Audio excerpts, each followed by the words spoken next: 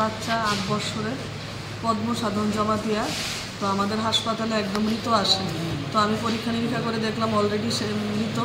তারপর ইসিজি করে কনফার্ম করার পর পোস্টমর্টমের জন্য আমরা পুলিশ ইনফরমেশন দিয়েছি, নিশ্চয়ই ফার্দার ময়না তদন্ত করে পোস্টমর্টম করে দেখা হবে মৃত্যুর কারণ, আসল কারণ কি। কোন জায়গা থেকে আনা হয়েছে? নিত্যবাজার থেকে। পারিবারিক থেকে কিছু জানা গেছে যে পরিবার থেকে ওরা ঠিক বলছে যে হয়তোবা কারেন্টের শক খেয়ে, কিন্তু আবার বলছে মাছ ধরতে গেছিল বাচ্চাকে, কিন্তু তাদের কথা হয়তোবা কারেন্টের শক খেয়ে মারা যেতে পারে। তাদের কথা মতে কিছু একটা রহস্য রয়েছে বলতে পরিবারের লোকজন তখন বাচ্চাটির সাথে ছিল না। তো এই জন্যই আমরা পুলিশ ইনফরমেশন দিয়েছি এবং যাতে ময়না তদন্ত করে বের করা হয় মৃত্যুর আসল কারণ।